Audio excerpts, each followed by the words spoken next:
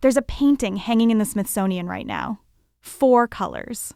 Circular canvas.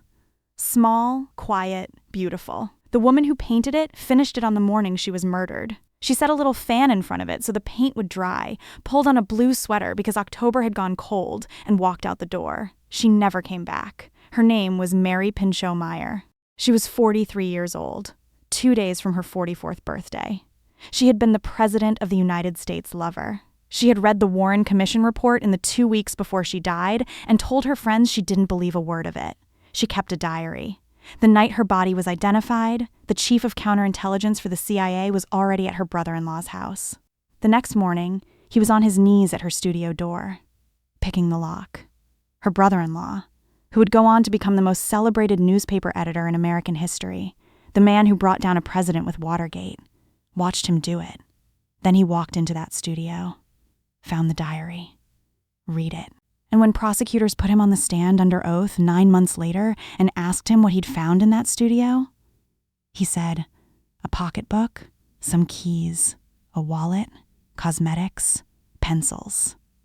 He didn't mention the diary. He didn't mention the CIA man at the door. He didn't mention any of it. It took him 30 more years to tell the truth. This is the story of Mary Pinchot Meyer, and what it costs a woman when the men around her decide her voice doesn't belong to her. Before any of the men. Before any of the scandal. Before the towpath and the gunshots and the lock being picked. There was a woman. Mary Pinchot grew up in a world of intelligence and influence. She was educated, opinionated, artistically gifted, and sharp in a way that made certain men deeply uncomfortable. In 1937, she was 16 years old at a school dance when a 19-year-old named Jack Kennedy tried to cut in on her date. She turned him down. That detail matters. Remember it. She eventually married Cord Meyer, Marine Corps officer, war hero, one-eyed veteran of Guam who came home and walked straight into the CIA. They settled in McLean, Virginia. 3 sons. A life that looked, from the outside, exactly like what a certain kind of 1950s Washington marriage was supposed to look like. Then, in December 1956, their middle son, Michael, 9 years old, was struck by a car near their house and killed. Some losses don't heal. They just get carried. 2 years after Michael died, Mary divorced Cord. She moved to Georgetown, and she started painting again. In a converted garage studio that her sister Tony and Tony's husband Ben Bradlee owned just around the corner. Painting was how she pushed through it. Not past it, through it. The routine kept her going. The lunchtime walks along the Chesapeake and Ohio Canal towpath kept her going. She'd been doing that walk for years. If you've ever lost someone you loved and found yourself walking the same path again and again, you already understand why. She was building herself back up. Quietly. On her own terms. That matters too. 24 years after she turned him down at that school dance, Jack Kennedy came back around, October 1961. The White House visitor logs confirm it. Her name appears in the records going in and out of the residence from October 1961 through November 1963. Mostly on days when Jackie was traveling. The Kennedys had bought the house next door to the Meyers back in McLean in the mid-50s. Jackie was Mary's friend. That didn't stop any of it.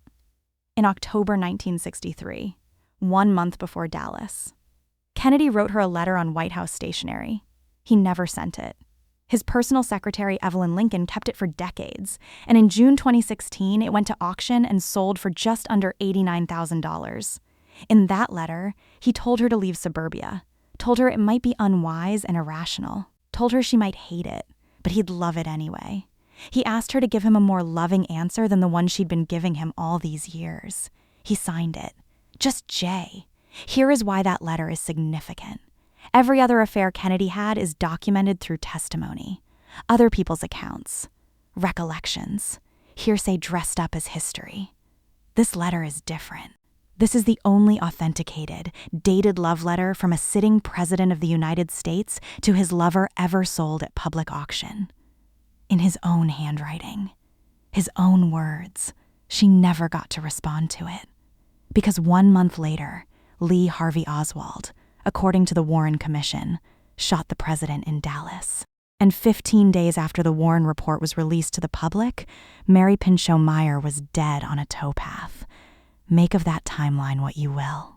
She finished the painting called Half-Light that morning, set the fan, put on the blue sweater, walked to the canal.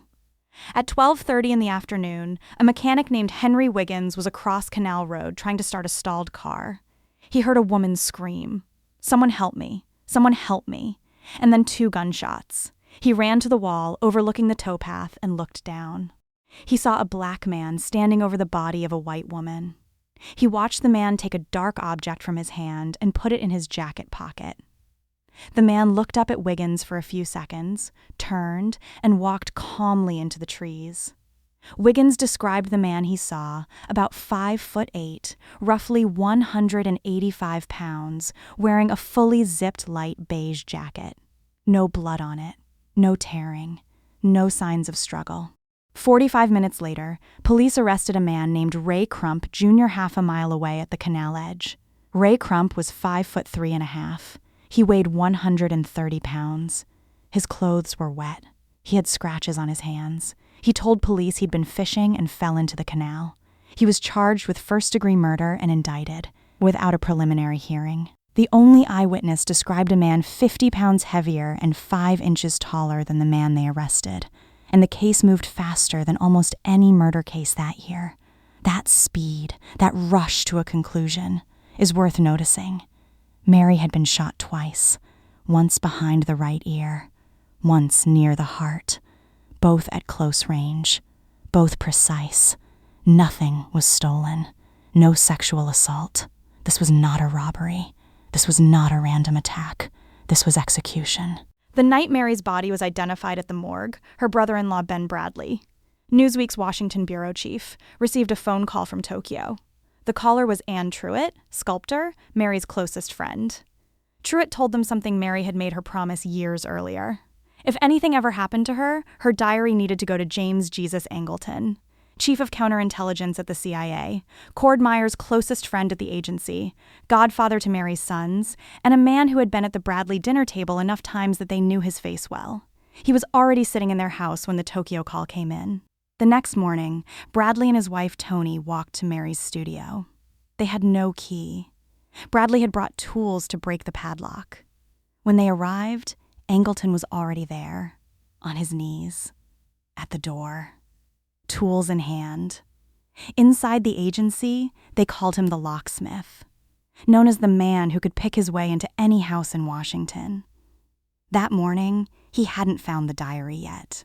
2 days later, Toni found it herself.